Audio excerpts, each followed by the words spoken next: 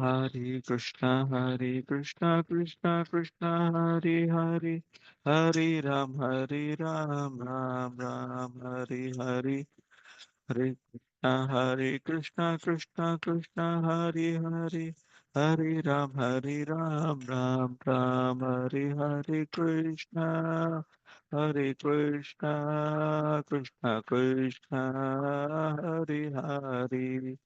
Hare Rama, Hare Rama, Rama Rama, Hare Hare. Jayo Prabhupada, Jayo Prabhupada, Prabhupada, Jayo Prabhupada, Jayo Prabhupada, Jayo Prabhupada, Prabhupada, Jayo Prabhupada. हरिनाम संकीर्तन की जय श्रीला प्रभुपाद की जय God Premanande. Okay, Hare Krishna, welcome everyone. Shri Hari Prabhu, I'm so hoping that we can start. Hare Krishna, Prabhu. Yes, please. Okay, Pranam. Pranam. Hare Krishna, Prabhuji. Dandavat Hare pranams. Hare Krishna, Krishna Dandavat to all Pranam to devotees assembled. Hare Krishna. Om Namo Bhagavate Vasudevaya. Om Namo Bhagavate Vasudevaya. Om Namo Bhagavate Vasudevaya. Narayanam Namaskritya Naram Chaiva Narottamam Devim Saraswatim Vyasam Tato Jayamudirayit Nashtaprayeshu Bhadreshu Nityam Bhagavata Sevaya Bhagavati Uttama Shloke Bhaktir Bhavati Naishtaki Mukam Karoti Vachalam Pangum Langayate Kirim Yatkripa Tamaham Vande Shri Gurum Dinatarnam Padam Shri Chaitanishwaram.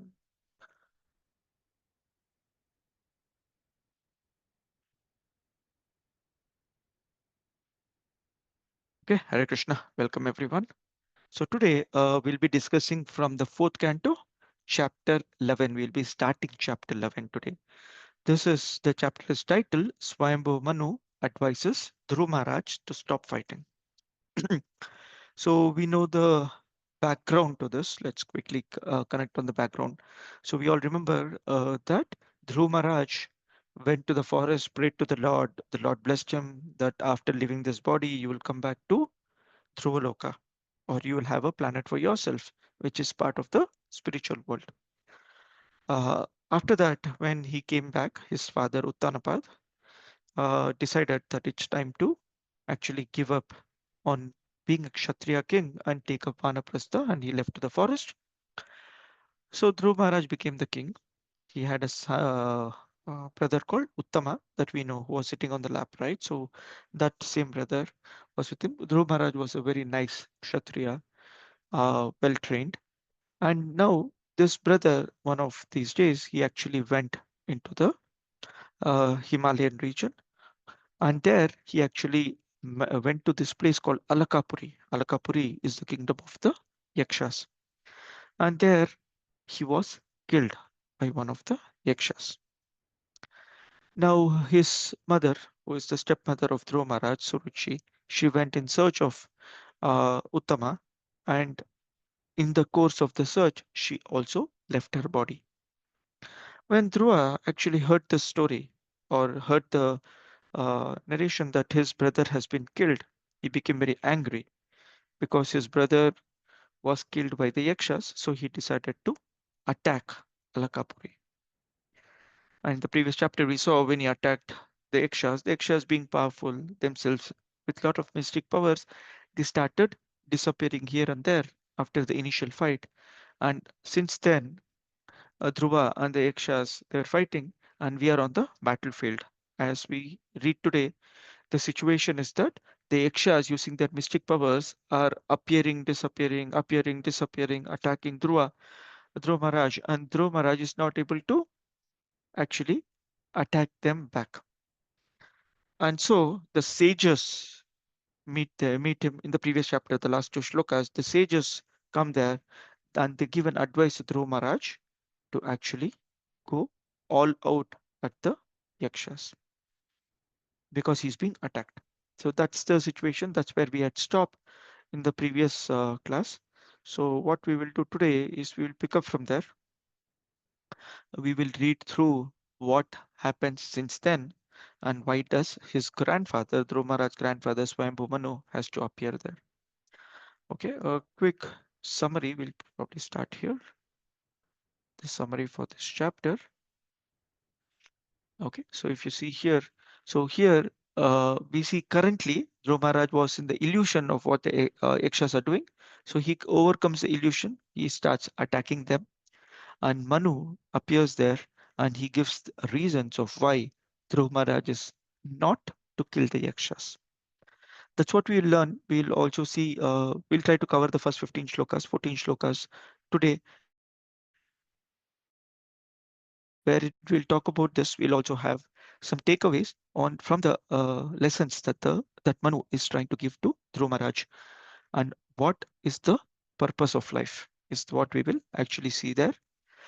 In the next session, ideally we should cover from 15 to 35 because they are again the advisors from Dhruv Maharaj, but this time he's going to talk from an aspect of the first half that we will see today is from the aspect of being a bhakta. Dhruva, you're already a devotee. How should you behave? The second half will talk about how a person who wants to achieve the Lord has to behave because everything belongs to the Lord. It's more philosophical in nature. Okay. Then finally, what happens? Dhruv Maharaj gives up, and what does he do? The leader of the Yakshas is who is the leader of the Yakshas?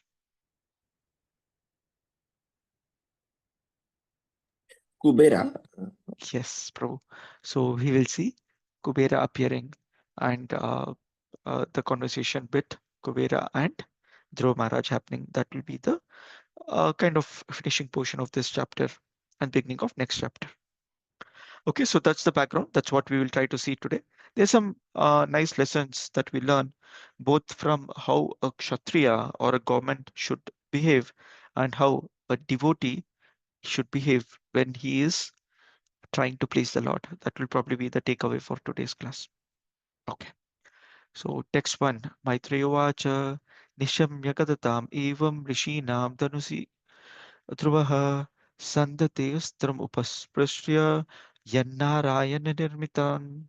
Translations and purports by His Divine Grace, C.C. Bhaktivedanta Swami Srila Prabhupada, Srila Prabhupada Ki Jai. Translation, Sri Maitreya said, My dear Vidura, when Dhruv Maharaj heard the encouraging words of the great sages, he performed the Achmana by touching water and then took up his arrow made by Lord Narayana and fixed it upon his bow. Purport. Dhruv Maharaj was given a specific arrow made by Lord Narayana himself, and he now fixed it upon his bow to finish the illusory atmosphere created by the Yakshas. It is stated as it is stated in the Bhagavad Gita 7.14, Mam eva e prapadyante mayametam tarantite. Without Narayana, the Supreme Personality of Godhead, no one is able to overcome the action of the illusory energy. Sri Chaitanya Mahaprabhu has also given us a nice weapon for this age as stated in the Bhagavatam, Sangopastra. In this age, the Narayana Astra or weapon to drive away Maya is the chanting of the Hare Krishna mantra in pursuance of the associates of Lord Chaitanya, such as Advaita, Prabhu, Nityananda, Gadadhara, and Srivasa. Umajnanatimirandasya ಜ್ಞಾನಾಂಜನ ಶಲಾಕಯ ಚಕ್ಷುರುನ್ಮಿಲಿತಮೇನ ತಸ್ಮೈ ಶ್ರೀ ಗುರವೇ ನಮಃ ಶ್ರೀ ಚೈತನ್ಯ ಮನೋವಿಷ್ಟಂ ಸ್ಥಾಪಿತಮೇನ ಭೂತಲೆ ಸ್ವಯಂ ರೂಪ ಕದಾ ಮಹ್ಯಂ ದದಾತಿ ಸ್ವಪಾದಾಂತಿಕಂ ವಂದೇಹಂ ಶ್ರೀಗುರೋ ಶ್ರೀಯುತ ಪದಕಮಲಂ ಶ್ರೀಗುರೂನ್ ವೈಷ್ಣವಾಂಶ್ಚ ಶ್ರೀರೂಪಂ ಸಾಗ್ರಜಾತಂ ಸಹಗಣ ರಘುನಾಥಾನ್ವಿತಂ तं ಸಜೀವಂ ಸಾದ್ವೈತಂ ಸಾವಧೂತಂ ಪರಿಜನಸಹಿತಂ ಕೃಷ್ಣ ಚೈತನ್ಯದೇವಂ ಶ್ರೀರಾಧಾಕೃಷ್ಣಪಾದಾನ್ ಸಹಗಣ ಲಲಿತಾ ಶ್ರೀ ವಿಶಾಖಾನ್ವಿತಾಂಶ್ಚ हे कृष्ण करुणा सिंधु दीनबंधो जगतपते गोपेश गोपिका कांता राधा कांता नमोस्तुते तप्त कांचन गौरांगी राधे वृंदावनेश्वरी वृषभानुसुते देवी प्रणमामि हरिप्रिये वाञ्छाकल्पतरुभ्यश्च कृपा सिन्धुभ्य एव च पतितानां पावनेभ्यो वैष्णवेभ्यो नमो नमः नमो विष्णुपादाय कृष्णप्रेष्ठाय भूतले श्रीमते भक्तिवेदान्त स्वामिनिति नामिने नमस्ते सरस्वते देवे गौरवाणी प्रचारिणे निर्विशेष शून्यवादी पाश्चात्य देशतारिणे जय श्री कृष्ण चैतन्य प्रभु नित्यानंद श्री अद्वैत गदाधर शिवासदि गौर भक्त वृंदा हरे Krishna Krishna Krishna Hare Hare Hare Ram Ram Ram Hare Hare.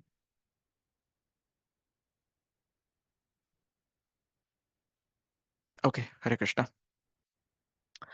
Yes, so you have started with Maitreya Muni uh, talking to Vidura on what happened since then, right? So the great sages came, and as soon as they said that, okay, Vidura, Dhruva Maharaj took the arrow that was given by Narayana Rishi, Narayana Rishi, right? So Narayana Rishi gives him that arrow, and he places it on his bow, and now the illusion that that was the mystic that was created by the yakshas is disappeared. Some of the things that we can learn here, right? So again, each part of it is very, very nice or very, very significant. So what we can learn, one of the things is perform the archmana by touching the water. Okay, it's very, very simple, and many people take it for granted. You know, when you're performing service to the Lord, it's most important that we cleanse ourselves, and Achman is the process of cleansing. So whenever you're at temple, whenever you are seen, you're offering flowers to Srila Prabhupada or doing an arti or abhishekam, whatever is it, we actually perform an Achaman. We should be clear on that. At least there are two versions of Achaman. There's a mini Achamana and there is a full Achaman. At least 3 times devotees take Achaman and wash themselves. That's the bare minimum. So the next time you're coming for any festival in any temple, you have an opportunity to do, Abhishekam, Archana, or offering of flowers to the Lord. You should cleanse yourself. And when you have kids around, when you have elders around, you should also ensure that they do the same. Okay, it's a very important activity, and you will see such activities when you read Bhagavatam. You know, it's not so many people say, oh, deity worship activity, oh, this is ritualistic. No, it's not. It's a very simple activity because you're going to the Lord, you want to be as clean as possible. Even when you're going to the temple, especially anyone who's a second initiated devotee, Brahmin initiated, suggested that at least they do the Achman before they do their Gayatri. You'll see that they ideally should wash their hands, legs, mouth, and perform an Achman when they do their Gayatri. That is 3 times a day. Practically, it's a little difficult, but wherever possible, we should do it, especially when we are in the temple. Okay. Now this Narayanastra, so it actually finishes off the illusory atmosphere created by the yakshas. So the moment Lord Narayana comes in, you know, whatever kind of illusion that we have in our life, it gets cleansed up. The illusions get finished off. Okay, so this shloka mameva prapadyante mayam etam. The moment you come to me, mameva prapadyante mayam etam tarantite. There is no place for maya to exist. Okay, no one is able to overcome the actions of maya by their own effort. It always requires one to be very nicely placed in the position of service to the Supreme Lord or service to their spiritual master. Okay, so question back to us is, are we in Maya? If we are not, great. If we don't know if we are in Maya, that means we are in Maya. Because when you're out of Maya, your life is blissful. Even if you have a tinge of dissatisfaction with anything in life, spiritual or material, please understand that is Maya. The bigger the tinges, smaller, bigger, bigger, bigger, bigger, the bigger it is, the more you are in Maya. That's what we need to understand. And here we saw that the astra that is used here by Dhruva Maharaj is the Narayan astra that was given to him. The arrow that was given by Lord Narayana. And the same Lord Narayan, same Lord Swayam Bhagavan, Krishna has come here and he's given us this astra, which is Sangha Pangostra Parshadam. What is that? Yagnai Sankirtana prior. Yajanti Sumedasa. So the definition that's given in Srimad Bhagavatam of Sri Chaitanya Mahaprabhu is that this person, Krishna Varnam Drusha Krishna, this person, he comes here, he's Swayam Krishna, and his astra is the Sankirtana movement in association, in Sangha of the Panchatattva, right? So we should take the association. Whenever we are chanting, we always chant the Panchatattva mantra, right? So in association of these personalities, we need to chant the holy name of the Lord. the Hare Krishna Mahamantra, and this is the weapon or astra for our current age that we can remove us or take us away from Maya. And we should be very serious about it. We should understand that I'm in Maya. We should also understand that there is this easiest process of getting out of Maya, which is your chanting of the holy name. We'll continue to read about the importance of this. So we'll continue. As soon as Dhruva Maharaj joined the Narayan Astra arrow to his bow, the illusion created by the Yakshas was immediately vanquished. Just as all material pains and pleasure are vanquished when one becomes fully cognizant of the self. So all the illusions created by the Yakshas immediately vanquished. Doesn't take much time when we surrender to the Lord that the illusions, the troubles, the pains and pleasures of the world starts disappearing. Here the word klesha is used. Klesha means any kinds of troubles that we have, right? So the three kinds of kleshas that we have, Adhyatmik, Adibodhik, and Adidevik, these kleshas or the pains and the pleasures, they actually disappear.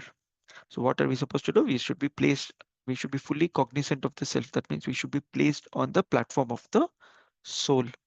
We are on the bodily platform, then we have trouble. When we are on the soul platform, we are away from any kind of trouble. Okay. So Krishna consciousness and Maya are always there side by side. As soon as one is awakening, as soon as there is awakening of Krishna consciousness, all the illusory pains and pleasures of the material existence are vanquished. Maya metam tarantite. Okay, we just saw that. So we'll continue. Okay, next couple of shlokas don't have purports. It's basically the situation on the battlefield, right? So Dhruva Maharaj just placed the arrow. Now all the illusion that's created, the mysticism that's created by the yakshas is disappeared. So he's able to see everyone. What happens?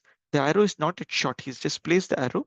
Even as Dhruva Maharaj fixed the weapon upon the Narayana, made by Narayan Rishi onto his bow, arrows with golden shafts and feather like the wings of the swan flew out from it. They enter the enemy soldiers with a great hissing sound, just as peacock enter a forest with tumultuous crowing. He fixes the arrow, and there are, you know, weapons going out of his uh, bow and arrow. Right? He's not a shot. So this is something that probably you will see in some of the English movies, right? So some, I don't know, trying to recollect some of these. What are these Avenger kind of movies wherein something starts going out from you know the weapon. The weapon is not yet fully dismantled, fully made. So something like that. So there are small golden fafs. They have the feathers, and they start flying and start attacking the yakshas, and they're making a lot of noise, hissing noise. Those sharp arrows dismayed the enemy soldiers, who became almost unconscious. But various yakshas on the battlefield, in a rage against Dhruva Maharaj, somehow or other collected their weapons and attacked, just as serpents agitated by Garuda rushed towards Garuda with upraised hooves. All the Yaksha soldiers prepared to overcome Dhruva Maharaj with their upraised weapons. So this attacked, some of them became unconscious, some of them got injured badly. The others tried to, with a lot of anger, with a lot of rage, they started attacking Dhruva Maharaj. The analogy given here is like the serpent knows that they can't win against Garudev. So for an eagle, the serpent is the foot, but still the serpents when they're agitated, when they are in anger, when they are in rage, they attack. They become blind to common sense. Okay, remember this because this will again come in this whole concept of anger. So we always say the three fall downs are lust, anger, and greed. This is the anger that is being discussed here. When you're angry, your intelligence is covered.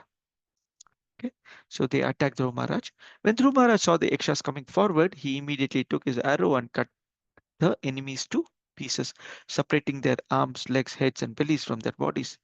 he delivered the yakshas to the planetary system, which is situated above the sun globe, which is attainable only by first class brahmacharis who have never discharged their semen. Okay, so next please here. So he started delivering them, he started killing them, he started separating their arms, legs, and heads from their bodies. Right, so he started literally chopping off them with the arrows that he was shooting. Okay, now this purport here, the second part of the shloka, which continues in the purport, talks about what happens to the people who got killed on the battlefield. Says the yakshas went to the planetary system which is situated above the sun globe, which is attainable only by first class brahmacharis. So this whole concept of the universe, which will again come in the fifth canto, a lot of details will come there in the fifth canto, where it will talk about the different lokas that are there and so on. So here, what is above Surya Dev in this case is called the Satya Loka or Brahmaloka.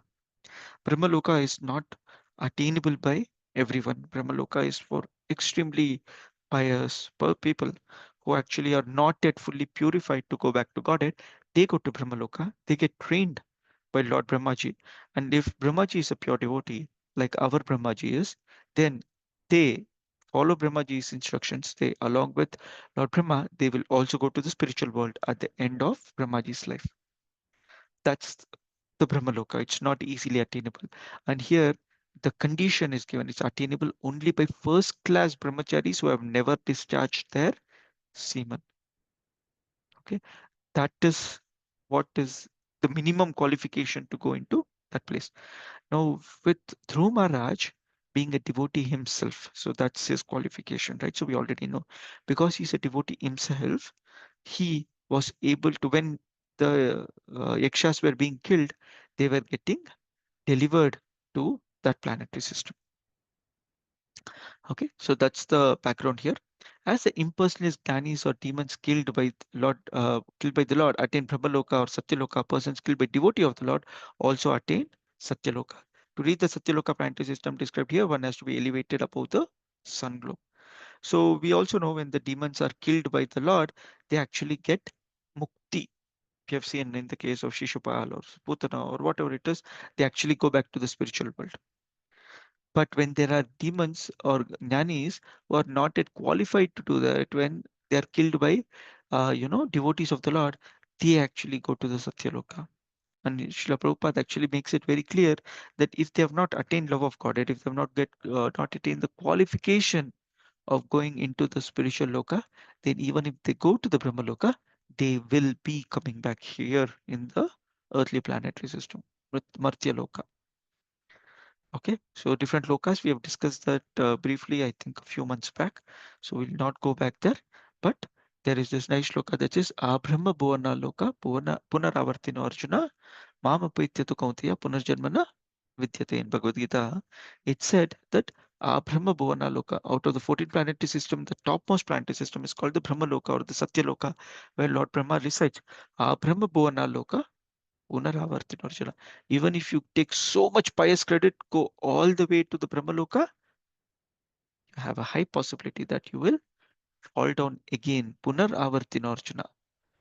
Mamupete to Kaunteya Punarjanmana Vidyate. But the person who attains my Loka, the Vaikuntha Lokas, Punarjanmana Vidyate, for him there is no Punarjanma. He does not have to come back.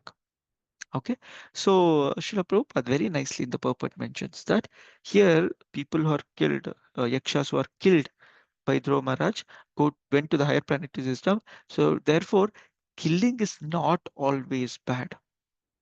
If the killing is done by the Supreme Lord or his devotee or in a great sacrifice, it is for the benefit of the entity killed in that way. So people propagate non-violence, people propagate killing is bad, whatever it is. How could this happen in the previous yuga? See, in Kali Yuga, we need to understand.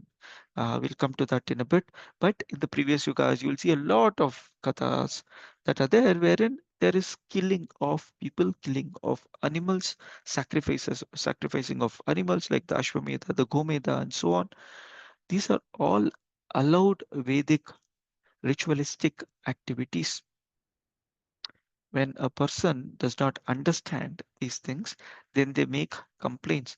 And many times the so-called Hindus of modern day get carried away because they don't understand this concepts. They say, oh, yeah, yeah, yeah, our whole civilization or our whole Hindutva, whatever we understand from the Vedas, these are all, either mythological stories, or they are backward people.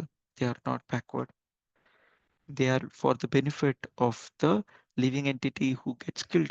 Like we see the battlefield of Kurukshetra, everyone who got killed in the presence of the Supreme Lord went back to their Vaikuntha Lokas, went back to the spiritual world in their Swarupa.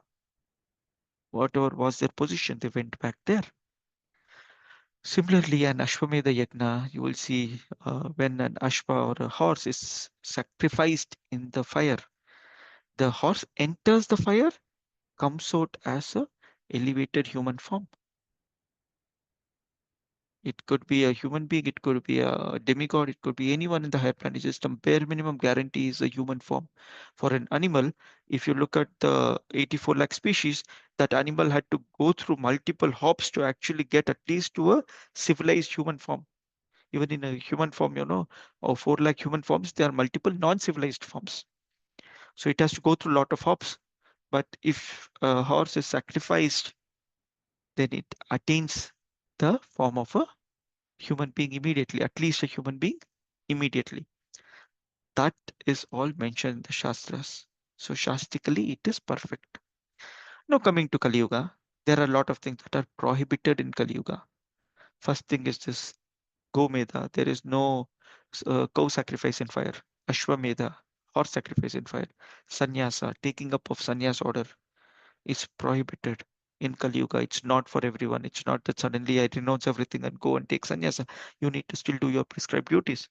It's only for very, very, very few elevated souls that can become sannyasis, because your material illusion is so strong that it is not easy to take.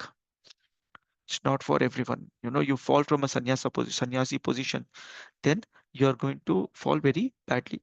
It is like you become a devotee and you fall down from your position. You don't follow the four regulative principles after initiation.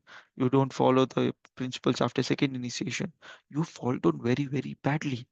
That's why these things are restricted in in Kali Yuga. In Kali Yuga, then comes the next part. In Kali Yuga, what is the best way to kill? What is the killing that is accepted? That is given by Sri Chaitanya Mahaprabhu. Chaitanya Mahaprabhu kills the mentality of doing anarthas. He kills the mentality, not the person. The killing of Chaitanya Mahaprabhu is very, very sweet. He makes us all devotees by killing our mentality to become non-devotees, killing our mentality that we have that is of a non-devotee. Okay, so this Hare Krishna mantra that we saw in the previous purport is the way forward for this killing activity. The weapon is the Hare Krishna mantra. And the best way to shoot this weapon is in the association of devotees. So early morning, when you have a chance, whenever you have a chance to associate with devotees and chant the Hare Krishna mantra, please understand that you're killing millions and millions of demoniac mentality that we have. The mentality of doing anarthas, of performing irregulative, non-regulative activities, those are getting killed. That's the advantage of being in association of devotees. Just in continuation of this, right? So how do I know I'm progressing in spiritual life? The easiest and the best way to know that I'm progressing in spiritual life is my affection towards doing the sadhana. You would love to do activities that are progressive to spiritual life, and you would hate to do materialistic activities. The lesser and lesser your attraction is to the material stuff, the better and better it is for you. You're progressing. Okay, and that doesn't mean that you artificially renounce. This is also a very important point, that you don't artificially stop doing it. You actually genuinely develop a higher taste so that your lower taste goes away. I came to Krishna consciousness long back in 2008, 2009. And used to visit temple quite often those days, every Sunday we used to go for the Sunday feast program. I used to enjoy the Bhagavatam Katha. Even now I do. Not that we don't do it now, but those days as a newcomer, right? So it was always a lot of excitement. But my biggest weakness was watching sports. Cricket was my biggest weakness. And my mom used to say, any two monkeys also take bat and ball, you people sit and watch. My father is a big fan of cricket. So or obviously it runned off in the family, right? So anytime, there's a cricket match, the TV is on. And, there used to be 4 a.m. was very common. Today 4 a.m. is for chanting. 4 a.m. was Australia matches. Australia is playing cricket, it's coming on TV, then you wake up at 4 a.m., turn on the TV. Especially the test matches those days, I'm talking about 2008, 9, 10 and all that, right? So in 2011, I used to watch cricket. India is playing the World Cup, and there was a match, and we were in the office. I was being guided by Kripamay Gaurang Prabhu. His guest Kripamay Gaurang Prabhu was my manager at office, and he was also preaching in the office. So we started classes, and we used to sit very close to each other.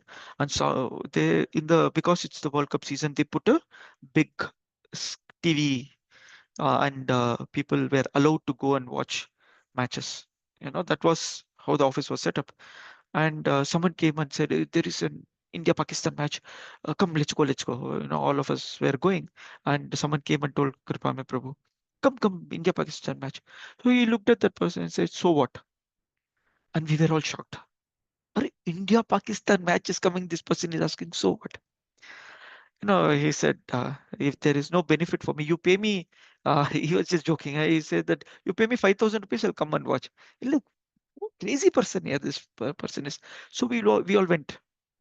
And after that, that Sunday came. I came to the temple, attended the class. I was having my prasadam along with another devotee, a very nice, very advanced devotee.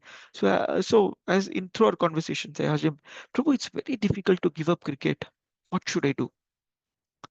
He told me, Prabhu, why don't you, why, what is your attraction? World Cup is happening. So I spend a lot of time, or I waste a lot of time watching cricket. How should I give it up? He told me, yeah, don't stop. You stop today, then you'll have a problem that 2 months later another test series comes, another World Cup comes, you will again be addicted to it. IPL will come, whatever World Cup, you'll get addicted to it. Do one thing. This is 2011 World Cup is happening. Next World Cup is 2015. Plan to give up cricket by 2015. So when you're in association of devotees, you know they will give you goals that is more achievable for you. He didn't ask me to stop that day. If he had asked me to stop that day, then I would tell Kya Krishna consciousness. I will have to give up everything that I like, because that was the only thing I felt I was very addicted to. But slowly when you develop taste for Bhagavatam, when you develop taste for devotee association, for services, these things today, I think yesterday night there was a match where we were in a class, in our Bhakti Vaibhav class, we were reading something by Pavaneshwar Prabhu. He was talking about, the fifth canto of Bhagavatam. Very nicely we were hearing, and someone, I was coming from the office, and my cab driver, along with another person who was sitting in the cab, they were all watching match. They were discussing something. I was like, okay, I have a better taste today, right? So slowly we'll have to give up our lower taste. I could be addicted. I be addicted to something like sports. Someone else might be addicted to music, hearing from MS Subbalakshmi to AR Rahman to who are the latest singers today. I don't know, but music. Someone might be attracted to politics. Someone else attracted to movies. So figure out what's your weakness. Our food, eating outside, crazy people, even after being in Krishna consciousness for many, many years, people still go and say that, Are, you know what, Satvik only, this particular food in the Krishna sweets, this Mysore pak is very nice. This particular place makes very nice, momos or whatever. Oh, we order Jain food. You are not eating Krishna Prasadam, you're not progressing, right? So slowly we need to develop the higher taste that will automatically give up the lower taste. This is a very important quality that we should learn. Again, there are nice pieces here.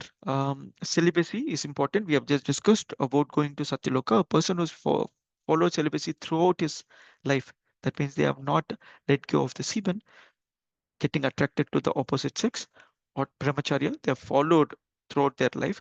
Please understand, they have to follow throughout their life. It's not that they have a disease, they have met with an accident, or they have died, and they are not able, they have followed, they have not let go of semen. That's not what it says.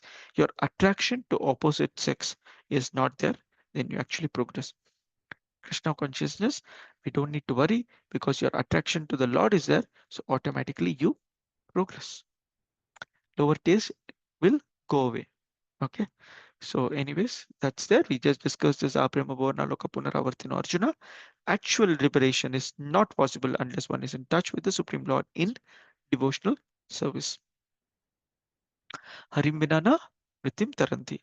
So without Krishna's mercy, we can't get any kind of a liberation. So there is no actual liberation. Even people who go to Brahmaloka, in fact, even people who go to Brahman, which is part of liberation, part of Mukti, they're still never going to be satisfied because the Jiva's actual position, Jiva Swarupa, Nitya Krishna Das, unless you come to this position of being the servant of Krishna, you're never going to be satisfied. And when you're not satisfied, you're not in your position. We just discussed that, right? So in the beginning, saying that you're, even if you have a tinge of dissatisfaction, you're in Maya. Okay, we'll continue. Okay. So Dhruv Maharaj is killing left, right, center. He's sending them all to Satyaloka. You know, that's what is happening. The Yakshas are now defenseless. When Swayambhu Manu saw that his grandson Dhruva Maharaj was killing so many of the yakshas who were not actually offenders, out of his great compassion, he approached Dhruva with great sages to give him good instruction. The sages had told him to come out of his illusion. Now he's out of the yakshas' illusions. Now he's killing them left, right, and center. So, out of great compassion, Swayambhu Manu is the first Manu, the son of Brahmaji, the grandfather of Dhruva Maharaj, right? So he is coming here to give him good instructions. This chapter.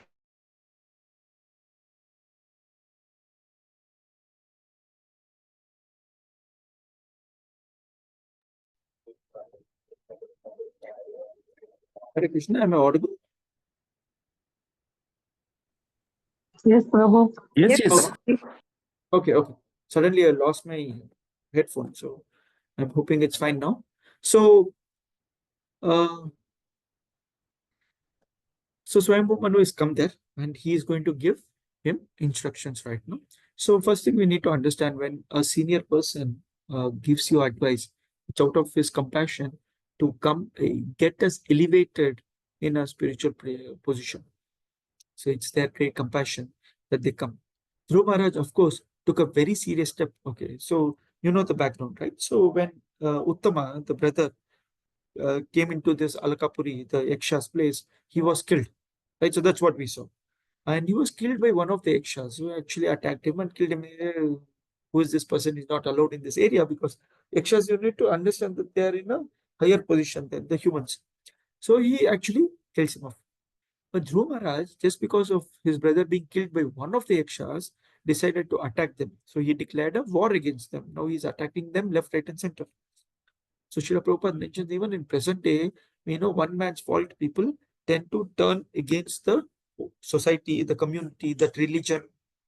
You know, they start attacking such people, and this is a absolute no-no when it comes to the laws given by Manusmriti actually gives the law over mankind should behave, Manushya should behave, right? So these are the rules and regulations given for a mankind. So most of it, what we are doing in the modern society, in the name of modernization, we are actually not following any of the rules and regulations that are meant for us, right? From slaughterhouses where we kill, tons and tons of animals each day. Each hour goes by and tons of animals are being killed. That is absolutely against mankind. We should not be doing that. So progressing spiritually just does not happen with that kind of a mentality. Even here, when they're being killed left, right, and center, the Swayambhu Manu wanted Dhruva to stop it. Okay, so Manu is saying, Manu Ruvacha, Lord Manu said, here the word Lord is used, we'll come to that. My dear son, please stop. It is not good to become unnecessarily angry. It is the path of hellish life. Now you are going beyond the limit of killing yakshas who are actually not offenders. Okay, there are few pieces here to understand, which are very nice. Lord Manu. Why is Manu called Lord Manu? Many times you will see this word called Lord Brahma, Lord Shiva, Lord Narada, Lord Manu, and such things being used. So we need to understand Lord here means they are controllers of certain things. Okay, so do we actually worship the demigods? Do we actually worship the Brahma and Shiva, Durga Devi, and all that? I would request an answer. No, Prabhuji. Okay, so we always respect them, we worship them as wonderful devotees of the Lord. We don't worship them for anything material that they can provide. We don't go to Parvati Devi or saying that give me a good husband. We don't go to Lord Shiva asking for a good wife. Lord, don't go to another demigod for Surya Dev for health, Kubera for wealth, and so on. Right? So we don't do such things. We always respect them. We always worship them as devotees of the Lord. When we say worship, it comes through the respect. If you're passing by a temple, we are going to one of the dhams and there is Lord Shiva there, or any other wonderful personality, we always pay obeisances to them because they are doing a wonderful thing, which is they are serving the Lord to the best of their ability. We are not able to serve the Lord with the best of our ability. We always see what is the minimum I should be giving to the Lord. Oh, I'm initiated, so minimum 16 rounds I will do. What's my best of ability? 24 hours a day. Nityam Bhagavat Sevaya, Satatam I need to be in the service of the Lord. Okay, so I'm not able to do it, but they are able to do it, at least whatever they can. So we always respect, like we respect the senior Vaishnavas, we always respect the demigods. So that's how the word Lord is used here. Okay, again, Atiroshena, it's unnecessarily angry. We discussed this a few times, right? So lust, anger, greed. These are the three gateways to hell. So here he says, you are actually going towards the path of hell because you have become angry. Give up your anger immediately. Okay, so Swayambhu Manu immediately came to protect him from further sinful actions. So Dhruva Maharaj, if you remember rightly, in the previous chapter, Dhruva Maharaj was guaranteed a position in the spiritual world at the end of this life. Okay, many times when we take initiation, that's the guarantee that we get that your spiritual life has started. If you follow this properly, like Srila Prabhupada mentions, make sure this is your last life. So in this last life, when you are doing activities that are not progressive to your spiritual path, not progressive to get that prema or love of Godhead, that means you're falling down. That means that this need not be your last life. Okay, even though the Lord personally promises to Dhruva Maharaj, Swayambhu says, why do you want to do something that leads you to hellish life?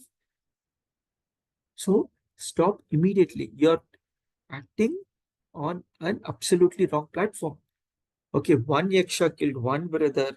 You're taking your anger and killing so many yakshas. Is that even right? Correct. So that's what is being discussed here. A kshatriya is allowed to kill only for maintenance of law and order. The state is not allowed to kill or commit violence without reason. Okay, like a policeman is allowed to beat, he's carrying a stick, he's allowed to hit someone, but only if the other person has committed a mistake. You cannot just say that, okay, today I'm a policeman, I've got a stick, let me start beating people left, right, and center. He'll be punished by the law. Like an army man, we have, I think many times you would have heard this example, right? So army man is given a gun and a lot of bullets. He starts killing the enemies on the border. He comes back, he gets a Paramveer Chakra, he takes the same gun and comes back to his hometown, kills his neighbor because the neighbor is fighting with him. He is taken to the jail. So you need to know when you can use your power. It's not being non-violent. It is about using the right power. Similarly, when we are using our position or power in the right way, we are progressing.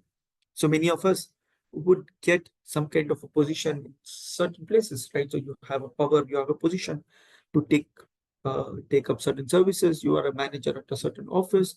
You are a homemaker and you're taking care of the house. You need to use your power progressively. You need to understand, how do I progress spiritually? And also, when you're in responsible position, how do I make sure others connected to me are also progressing spiritually? We find in modern warfare, however, anyway, this slaughterhouse example we just discussed in the previous shloka. So this is absolutely not allowed. Srila Prabhupada, in fact, such warfare is most sinful activity. Is one of the most sinful things. Anyone who grants it, anyone who performs it, anyone who gets benefited out of it, they are all having preparing themselves for very bad hellish life. The reactions are going to be extremely difficult to handle. Okay, modern society just does not understand this concept. In fact, many of them do not want to understand this concept, because the moment they touch spirituality, they know that their material enjoyment is completely diminished. So in probably in the last 35-40 minutes, we have said so many times that don't do this, don't do that, stop your TV, your cricket, your movies, your this one. My enjoyment is getting killed by enjoyment. No, because you think that is your enjoyment, that is where you're getting killed. Especially for devotees, this is very important. I was hearing a nice class, and there was an example that I definitely want to share here. There's a story or an analogy or a takeaway that's very nice. You might have also heard online, but I heard it in an offline class. I thought I'll share it here. So there is this person, he puts a lot of effort, gets a pilot license.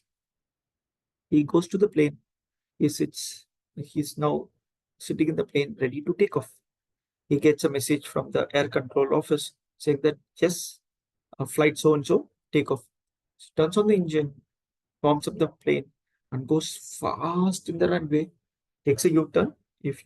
Any of you would have traveled by flight, so he goes fast in the next runway, and where he should be taking off, he continues to go fast, takes another U-turn, comes back to the first runway, again goes fast. And he keeps doing this. He's going fast in the runway again and again. So they call from the air control office saying that, "Arey boss, what's happening? Take off your flight."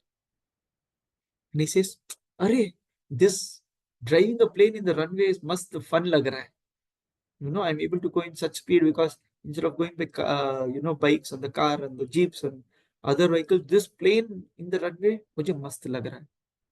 Right? So when he says that, then the air control office will tell, okay, stop the flight, come here, we will cancel your flight license. You want to go fast in the runway, become the bus driver, take people to the flight.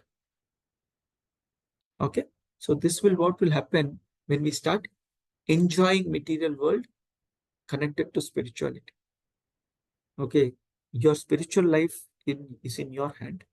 And here we have joined, we are hearing to Katha, we are taking Prashadam, we are chanting, we are enjoying the Kirtan, we are coming to temple, having darshan. Doing all these things. That means you have got the license to fly back to the spiritual world. But while we are about to fly, if you start enjoying, the crickets and the movies and the politics and the relatives and this association, that investment, this money, that house, you're running in the runway fast, but you're not taking off. And end of life, they would call you back and tell, okay, continue. You can continue in the spiritual life. Nothing in the spiritual life will be lost, but you're not flying off to the spiritual world. Back in the material world, become a bus driver here, the same runway, enjoy it for some more time, you keep falling down. Otherwise, reapply for your license, get another chance to fly. And trust me, we have heard from many, many senior Vaishnavas, when you get love of Krishna, when you just take off, then you will see the initial takeoff, there's always a jerk, but you're flying to the spiritual world is supposed to be very, very sweet. And you are in the spiritual realm, even in this own material body, right? So many times, senior Vaishnavas talk about this. They're already there. No, we have just not realized it. Someone asked this question, is Dhruv Maharaj in the spiritual world? Yes, we can see the Dhruv Tara. That's the spiritual world, just that we don't have the eyes to see it. We discussed it in the last class, if I remember here, right, a few weeks back. So like that, it's an opportunity to fly, take off and fly away. And we should not be enjoying this material world saying that this runway is very nice. Okay, I like this analogy because many times when I get attracted to things here, I feel that, okay, wait, I should not lose my sense of higher taste. And it's okay, we all fall down. And it's important that when we fall down, we know that we need to get up, not keep sinking. Go talk to their lordships. And what better than the function that's coming 9 days away? Just follow the lotus feet of Nityanand Prabhu, the spiritual master, the Adi Guru, Lord Balramji comes as Nityanand Prabhu. He gives you all the bala, all the strength that is needed for you to hold on to the spiritual life. Right, so always remember this. I mean, wonderful festivals coming up, right? So we have Advaita Acharya's appearance. It's coming in 2 days. Then we have Vara Dwadashi. We have wonderful Ekadashi on next Saturday, 1 week later. Sunday we have Vara Dwadashi. Monday we have Nityanand Trayodasi. And 5 days later, we will have Bhakti Siddhanta Saraswati Thakur appearance day. February is filled with festivities.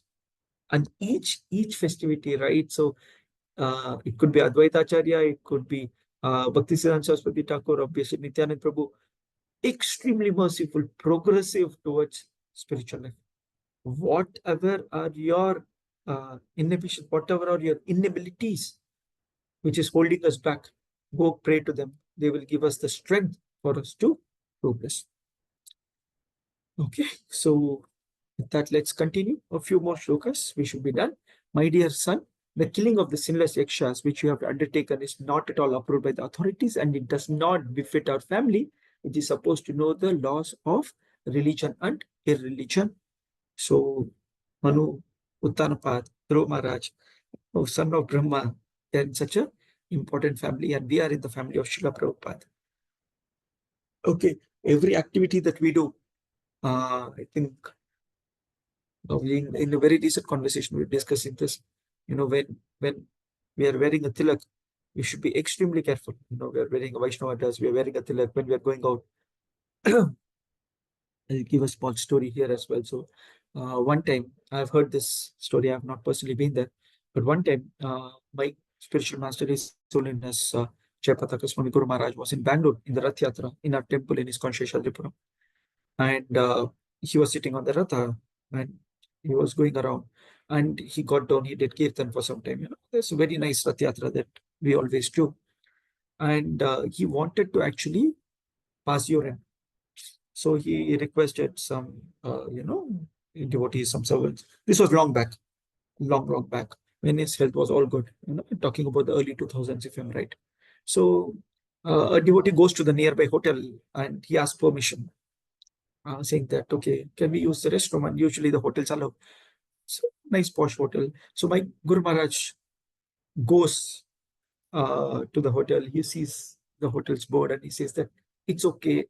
Let's continue the Rath Yatra. I'll probably go to the next place or go back to the temple.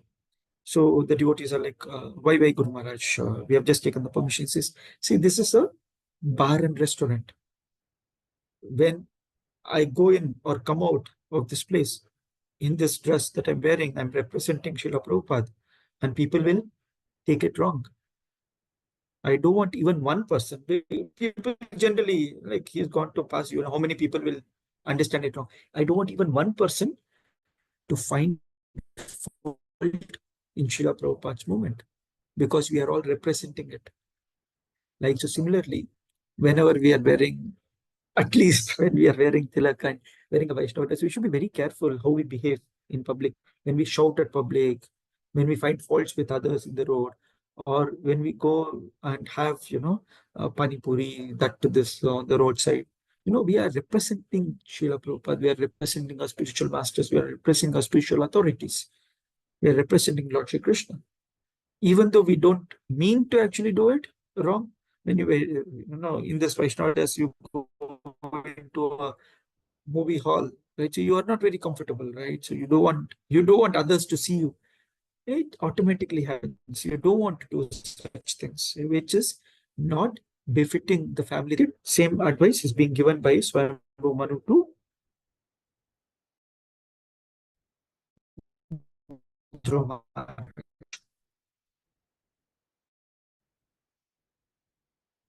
My dear son, it is proved that you are very much affectionate towards your brother and are greatly others who are innocent. That one person did an offense by killing your brother, but you are committing a lot bigger offenses because you're killing so many people. And all of this is why? Because you're very affectionate towards your brother. This family affection is a big hindrance for spiritual progress. Okay. Does it mean that we are not affectionate towards our family? We are affectionate, very, very, very, very affectionate towards our family, because we want them also to love Krishna. And that is the way we will show our love to them. The best way to actually show our love to our family is by giving them Krishna. It's as simple as that. The equation, the policy, the procedure is very, very simple. You're progressive, you're helping them progress in your spiritual life. Yes, boom. Okay. You get one person to Krishna consciousness, Krishna is very, very pleased with that. One should not accept the body as a self and thus, like the animal, kill the bodies of others. This is especially forbidden by saintly persons who follow the path of devotional service to the personality of Godhead. Whoever loves the Lord will actually love everyone. You will not be able to find faults in others, especially a sadhunam. So when you're using your senses, Rishikena, Rishikesha Sevanam Bhaktirochate, when you're using your senses in the service of the master of senses, right? Rishikesha. Rishika means the senses, right? So when you're using your senses in the service of the Supreme Personality of Godhead, you will automatically have all the senses controlled. That means you will become a sadhu yourself. In fact, I was reading something in the 5th canto. Srila Prabhupada mentions that a person, no, trying to recollect, was it 5th canto? Anyways, a person who is using all his uh, efforts, all his earnings, all his time, in the service of the Lord, directly or indirectly, is the best of sannyasis. A grihastha who is able to dedicate his time, money, family to the service of the Lord is the best of sannyasis. Is the topmost sannyasi, something like that Srila Prabhupada mentions in one of the purports. So we should understand that we have this opportunity. You don't need to take up sannyasa order. You don't need to wear a saffron cloth, to carry a tridanda, travel from place to place. At our house, in our office, taking care of our family, in the temple, serving the Lord. Just by that, we can become the topmost devotees. That's the advantage that we have in Kali Yuga, right? So this is our best opportunity to go back. It is very difficult to achieve the spiritual abode of Hari in the Vaikuntha planet, but you're so fortunate that you're already destined to go there, go to that abode by worshipping him, supreme abode of all living entities. So he's already guaranteed to go there, right? So Dhruva Maharaj is already guaranteed to go there. So he says that it's not easy, it's very difficult to achieve, but you're guaranteed to go there. Why do you want to do something that will not help with this path or this destiny of yours? So you're destined to go there. So similarly, we are all destined to go to the spiritual world if we follow the instructions of our spiritual authority, spiritual masters, or Srila Prabhupada, right? So if you follow, you're destined to go there. Don't do activities that doesn't let you go there. Okay, so Dhruv Maharaj could argue that I'm a Kshatriya and Kshatriya's duty is to fight. We all have a prescribed duties. But he has been informed that since every living entity is a residence of the Supreme Lord and can be considered a temple of the Lord, the unnecessary killing of any living entity is not permitted. What should we understand? When you love the Lord, you will love everything that is connected to the Lord. And what is everything that's connected to the Lord? it is everything. There's nothing that is not connected to the Lord. That person might be an atheist, that animal might be, without the sense to understand the Lord, but they are all connected to the Lord. There's nothing that exists outside the Lord. That means there's nothing that you are allowed to actually find fault with. Everything is in the service of the Lord. Because you're a pure devotee of the Lord is always thinking of you, and you're also recognized by all his confidential devotees. Your life is meant for exemplary behavior. I'm therefore surprised. Why have you undertaken such an abominable task? We just discussed, right? So when we are in Krishna consciousness, our life is meant to behave in such a way that others get inspired to follow Krishna consciousness. If a family says that, what is this person so irresponsible in family? If in our office they say that, oh, this person always comes with excuses for not doing his work, saying that there is a function in the temple, there is a function in the house, I can't attend this call because I can't attend this office meeting because I have to go to temple. I don't take care of my family because I have services in the temple. If we are careless about how we behave as a devotee, giving spirituality as an excuse, that is not correct. So you should have a planned life, a regulated life, and all of us have enough time. Please understand this. We should not have an excuse that I don't have time. If I have to do 2 hours of chanting in the morning, Prabhu, then I have to let go of that meeting. I will not cook for my family. I will not be able to do this. I will not be able to take care of elders at home. I will ask my old age parents or in-laws to stay in an old age home. No, devotee is.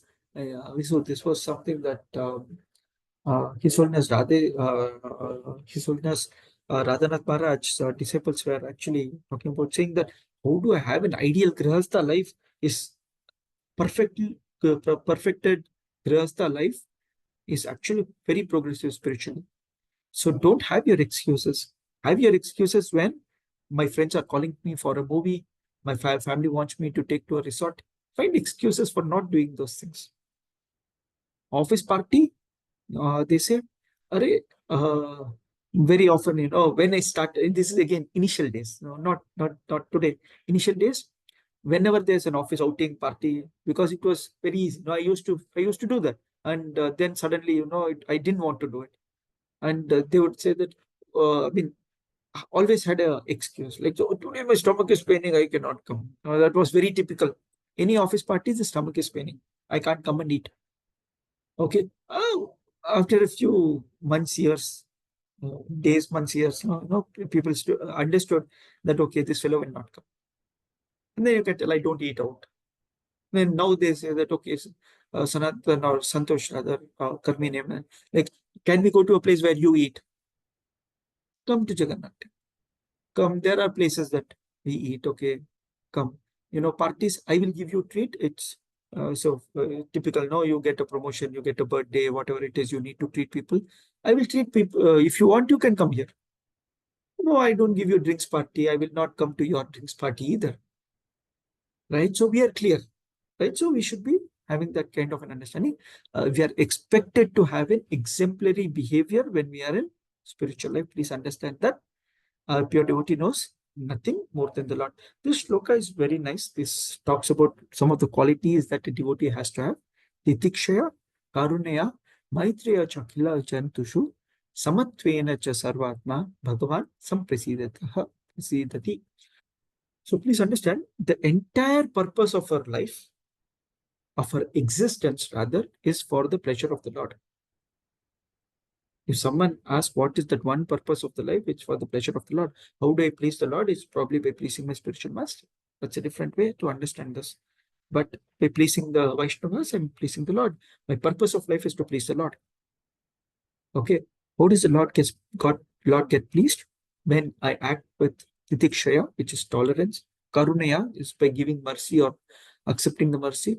Maitraya is by being friendly.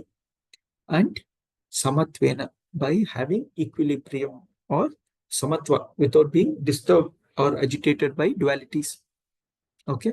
So the Lord is very satisfied with his devotees when the devotee greets other people with tolerance, mercy, friendship, and equality. Okay. So these 4 qualities, very, very important for us to know, for us to understand. We should be very tolerant. Any kind of agitation, we have spoken about it, when people even offend us, we should be very tolerant. We should not let go of our services or find fault with the devotees as much as possible. You can ignore or stay away from the devotee because you don't want to get into a situation where your patience is being tested again and again, but you should be very tolerant. And Chaitanya Prabhu says, so Trinada Pisunichena. Right? So like the grass, Trinath, you should be very, very tolerant. Mercy, you should be very merciful towards other living entities, because we are here because someone showed mercy to us. If we don't propagate that mercy, we are being selfish. The best selfishness is to be merciful towards others. They can all come in, then your spiritual life increases, and that's the best selfishness. Okay, friendship is supposed to be very, very friendly to other devotees. You need to have that kind of relationship. We just spoke a few minutes back on being in Srila Prabhupada's family. And this family is made of friends and relatives that we see here. And non-devotees, we should be friendly towards them by bringing them to Krishna consciousness, not being friendly towards them, saying that, okay, Ajo, 50% Krishna consciousness, 50% I will tell what to do. Okay, and equality. We should be equal to everyone. We should not discriminate people. Okay, nice lessons here. This purport is nice. Please do read it. And we will stop with this 14th shloka here. One who actually satisfies the Supreme Personality of Godhead during one's lifetime becomes liberated from the gross and subtle material conditions. Thus, being free from all material modes of nature, he achieves unlimited spiritual bliss.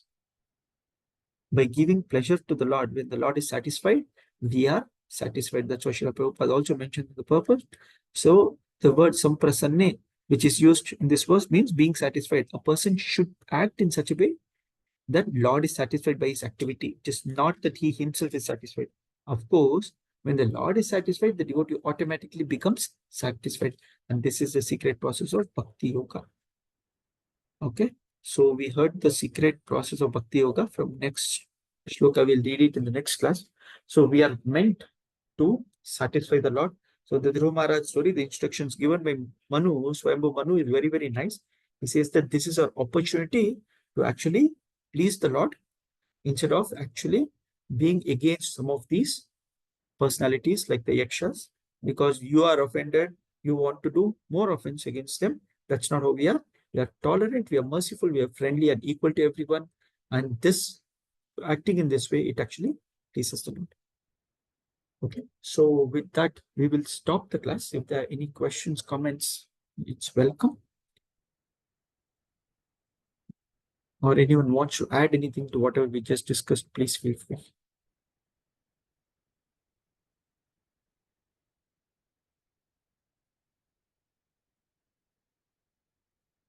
Okay, there are no comments. So thank you all for joining. So back to you, Sri Hari Prabhu.